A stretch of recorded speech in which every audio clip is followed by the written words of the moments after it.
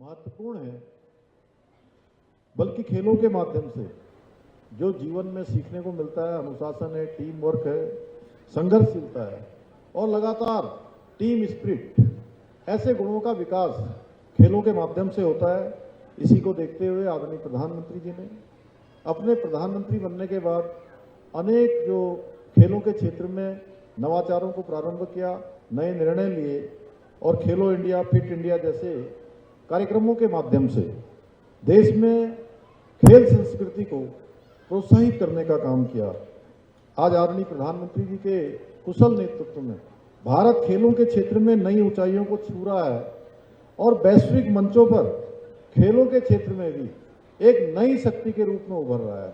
अब दुनिया का कोई ऐसा खेल का मैदान नहीं है जहां भारत के खिलाड़ी भारत का तिरंगा शान से न लहराते हैं, अपने खेलों का उत्कृष्ट प्रदर्शन न करते हैं।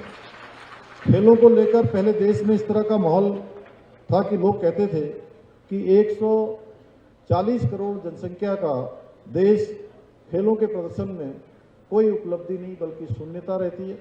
परंतु आज आदरणीय मोदी जी के नेतृत्व में इस धारणा को बदल के रख दिया है।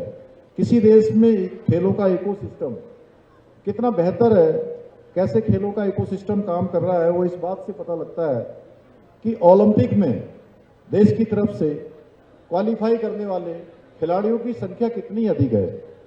2012 में लंदन में हुए ओलंपिक के लिए भारत के 83 एथलीट क्वालिफाई हुए थे, लेकिन मोदी सरकार के रहते हुए ओलंपिक रियो जेनेरियो में 2016, टोक्यो 2020 ओलंपिक और पेरिस 2024 ओलंपिक के लिए क्रमशः 117, 126 और 117 खिलाड़ियों ने क्वालिफाई किया।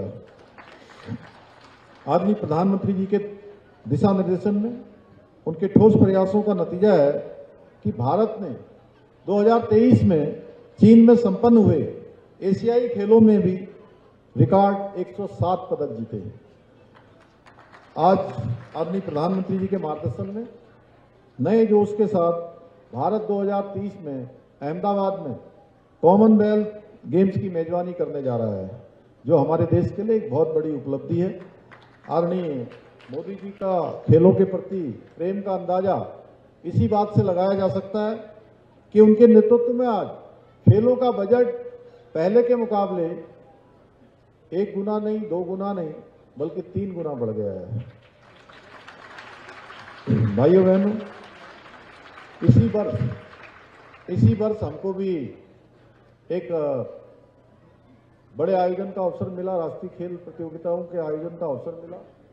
हमने उसकी मेजबानी करी और हमारे राज्य के अंदर 38वें राष्ट्रीय खेलों का भव्य एवं सफल आयोजन उत्तराखंड को देवभूमि के साथ साथ खेल भूमि के रूप में भी स्थापित करने का उस हमारे राष्ट्रीय खेलों ने मार्ग प्रशस्त किया।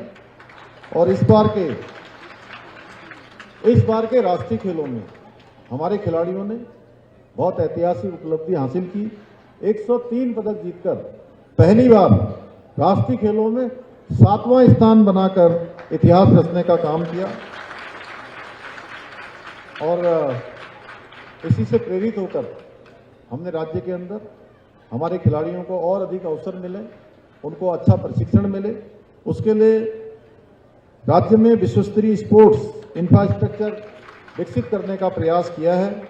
इसी का परिणाम है कि आज उत्तराखंड में राष्ट्रीय स्तर की ही नहीं बल्कि अंतर्राष्ट्रीय स्तर की खेल प्रतियोगिताओं के आयोजन को करवाने में भी आज हमारा राज्य सक्षम बन चुका है।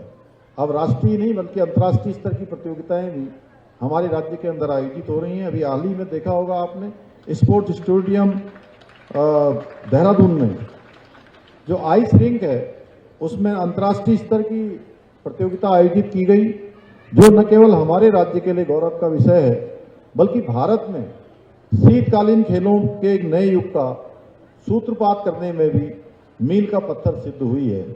यही नहीं, हमारी सरकार ने राज्य में स्पोर्ट्स लीगेसी प्लान भी लागू करना का प्रयास किया है और इसका जल्दी हम लागू करने जा रहे हैं, जिसके अंतर्गत प्रदेश के 8 शहरों में 23 खेल अकादमियों की स्थापना की जाएगी और इन अकादमियों में 920 विश्व स्तरीय एथलीट और 1000 अन्य खिलाड़ी उच्च स्तर का प्रशिक्षण प्राप्त कर सकेंगे। इतना ही नहीं, हम जल्दी प्रथम खेल विश्वविद्यालय, महिला स्पोर्ट्स कॉलेज स्थापित करने के अपने संकल्प को भी साकार करने की दिशा में तेजी से काम कर रहे हैं।